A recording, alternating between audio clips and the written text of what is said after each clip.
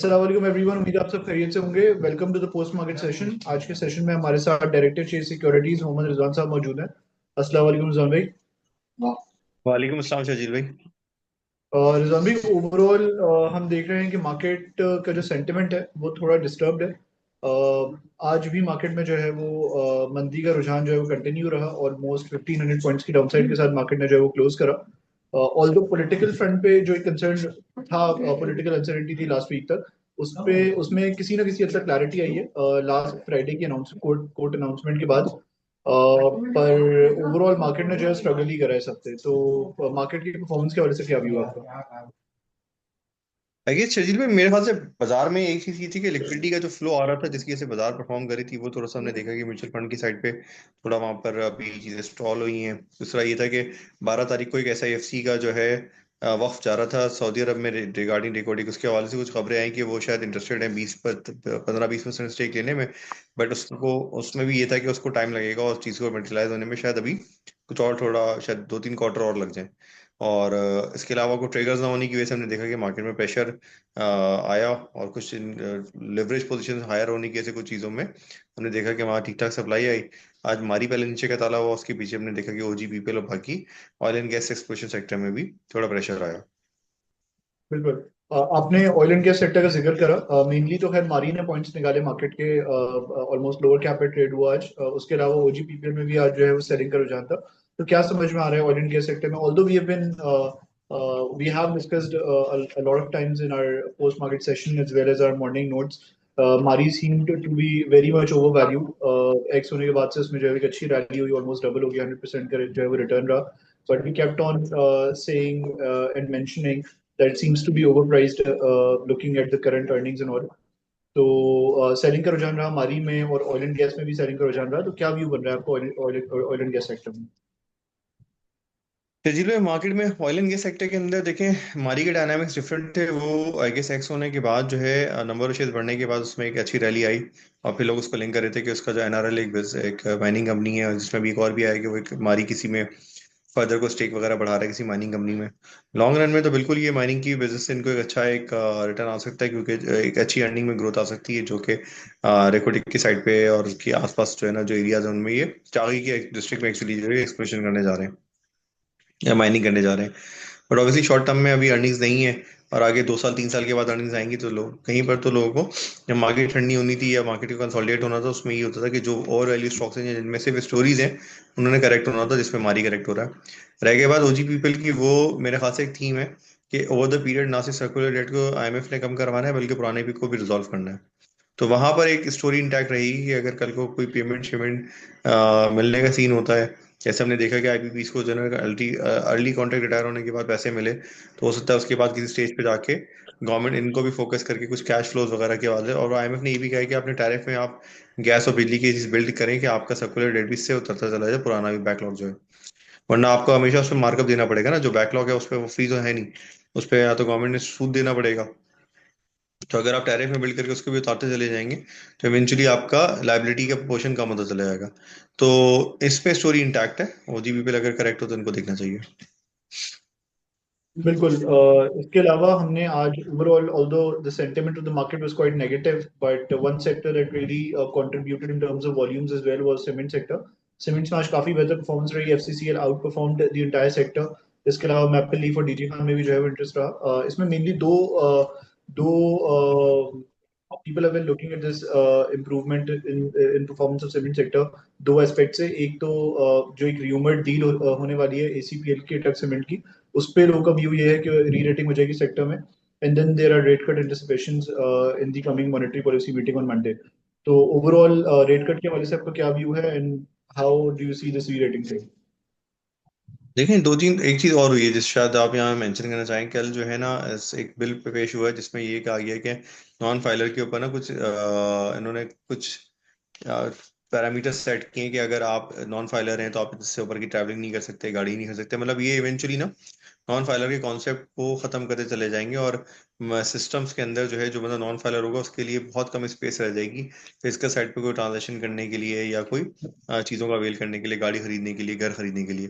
तो ये शोरूम में तो शायद थोड़ा सा शॉकिंग हो, बट इवेंचुअली देखें, अगर किसी के पास आज वाइट पैसा है या अगर किसी की जो लेजिटिमेटेड मनी है, तो वो उससे जाके अगर कहीं पर फाइनेंसिंग करवाना चाह भी रहा होता है बैंक से, तो समटाइम्स जो है ना बायर के पास ये बायर जो सेलर होता है वो कहता है नहीं मुझे कैश पे चाहिए, या ग्रे इकोनॉमी के से वो कैश को प्रेफर करता है ट्रांजेक्शन करने के लिए। तो इवेंचुअली ये चीज़ होने से आपके पास आने वाले दिनों में हाउसिंग सेक्टर के अंदर एक अच्छी ग्रोथ आ सकती है।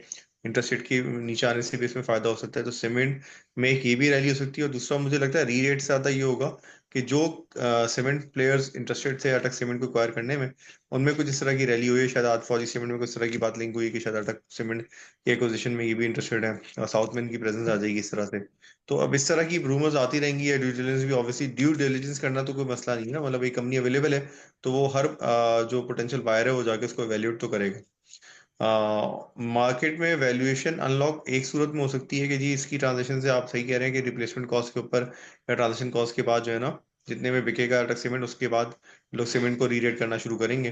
बट आई गेस सबसे मेजर चीज जो सीमेंट सेक्टर में देखनी चाहिए वो ये है कि अगर तो आपकी इन्फ्लेशन चीजें कंट्रोल में रहे और इंटरेस्ट रेट नीचे आते रहे, तो फिर इवेंचुअली हाउसिंग का एक जो बैकलॉग है 2-3 साल से घरों में या हाउसिंग में इतनी ज्यादा काम हमने होते हुए नहीं देखा, तो वो एक बैकलॉग तो मौजूद है ना। तो जब भी चीजें बेहतर होंगी या इंटरेस्ट नीचे आएंगे, तो एक डिमांड है जो कि फुलफिल होने की वजह से उसमें इंटरेस्ट आना शुरू हो जाएगा।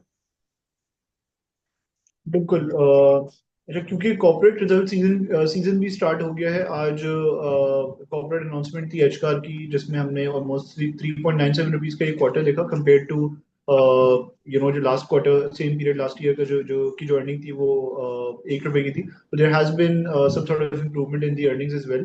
तो ओवरऑल इसके अलावा जो है वो आज एफएफसी की बोर्ड मीटिंग अनाउंस हुई है। So corporate result season is in full swing. तो ओवरऑल आज के एचकार के रिजल्ट को आप कैसे देख रहे हैं, and what's your expectation regarding एचकार का एफएफसी रिजल्ट रिजल्ट? देखिए, हमेशा जो गाड़ियों का आखिरी क्वार्टर का रिजल्ट होता है ना वो हमेशा कम होता है। बट एचकार में एक जमाने, अभी कुछ दिनों पहले एक रूमर्स या एक लेटर घूम रहा था कि एफबीआई ने उनको तकरीबन कोई 1,000 गाड़ियों का ऑर्डर दिया और वो द पीरियड ऑफ 6 मंथ आ रहा है। तो आगे आई गेस इस तरह की चीजें होती हैं, या अगला क्वार्टर ओवरऑल जो है ना जनवरी का हमेशा जो है ना गाड़ियों का बेहतर होता है, अगला क्वार्टर कह लें या अगला मंथ मंथ कह लें। तो मेरे ख्याल से वहां उसके व्यू से आप देख सकते हैं कि ओवरऑल, लेकिन एचकार मेरे ख्याल से ऑलरेडी परफॉर्म कर चुका है। और हम्म। अगर एचकार में हाँ 20-25 रुपए की अर्निंग आती है तो तब भी हिसाब से मेरे ख्याल से अच्छा परफॉर्म कर चुका है। मुझे एचकार से नहीं। ज्यादा मुझे लगता है कि लोगों को जी। हाँ। नहीं, आई थिंक आज जो नेशनल असेंबली का इजलास हो रहा था उसमें भी कुछ क्वेश्चंस रेज हुए थे रिगार्डिंग दिस थिंग कि एफबीआर एक ऑर्डर्स वगैरह दे रहा है गाड़ियों के टू अ सर्टेन कंपनी, तो उसको टारगेट किया गया था। तो डू यू थिंक कि this might also have a negative sort of impact, जो लोग तेजी कर रहे थे एचकार में इस खबर पे? मेरा ख्याल है कि ऑब्वियसली उसको में बहुत सारी जो बेसिक जो गवर्नमेंट का एक तरीका होता है जिसमें वो बिडिंग करवाते हैं, उसके बाद चीजें होती हैं, उसको वायलेट तो किया गया है। और वो टेंडर पब्लिकली अवेलेबल हो गया था और वो सबके व्हाट्सएप ग्रुप में घूम रहा था, तो उसमें होगा। बट ऑब्वियसली मुझे लगता है एक नॉर्मल जो ग्रोथ है ना, अगर आप इस ऑर्डर को हटा भी दें तो वो एक एच कार के अंदर आ सकती है या बाकी सेक्टर्स में भी।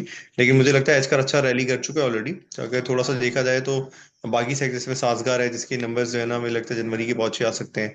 थोड़ा सा गैल की जो बुकिंग ऑर्डर बुक सब फुल हुई है, तो उसमें मेरे ख्याल से थोड़ी अब तो रैली कर चुका है। मेरे ख्याल से कि करेक्शन में उसमें इंटरेस्ट आ सकता है, या जो है हमें लगता है कि लोड्स या बाकी जो ऑटो पार्ट्स के स्टॉक्स हैं उनमें थोड़ा इंटरेस्ट आ सकता है। बिल्कुल। To wrap up the session Rizwan भाई, दो दो दिन रहते हैं इस वीक के। Currently what's your anticipation regarding market? Do you expect this मुझे करेक्शन को फेज टू मुझे कंटिन्यू? मुझे लगता है ट्रिगर से पहले कुछ नहीं होगा। मॉन्टी पॉलिसी का लोग वेट कर रहे हैं, और कुछ लोग ऐसा भी सोच रहे हैं कि अगर हफ्ता 15 दिन देखें कि अगर कोई दोबारा कोई ट्रम्प की सेक्रेटरी या इस तरह का कोई बंदा जो है कोई इस तरह की बात तो नहीं करता जिसमें कोई पॉलिटिकल अनसर्टेनिटी होने के चांसेस हो। अगर आप उसको 1 मिनट के लिए साइड पे कर दें तो आगे इंटरेस्ट रेट डिक्लाइन, इन्फ्लेशन के नंबर, करंट अकाउंट सरप्लस, और fiscal side control, oil price जब से गजा की वॉर बंद हुई है तब से जो है आप देखें ऑयल भी नीचे आ रहा है, या एटलीस्ट वहीं पर होल्ड कर रहा है। तो ये सारी चीजें हमारी एज एन इकोनॉमी और एज अ कंट्री फेवर में जाती है। तो अगर ये सारी चीजें होने के बावजूद कोई पोटेंशियल ट्रिगर, अगर कोई चीज हो सकता है जो सेंटिमेंट को खराब करे, वो सिर्फ एक पॉलिटिक्स होती हो सकती है, जिसको आज बैठ के प्रिडिक्ट करना बड़ा मुश्किल है। क्योंकि आप देखें कल भी राणा सनाउल्लाह ने इस तरह की बात की थी ना कि हमने जो है ना पीटीआई के जो टी आर हैं उसके लिए कमेटी फॉर्म की है और हम उनको जो मुतलबात है उसका जवाब देंगे।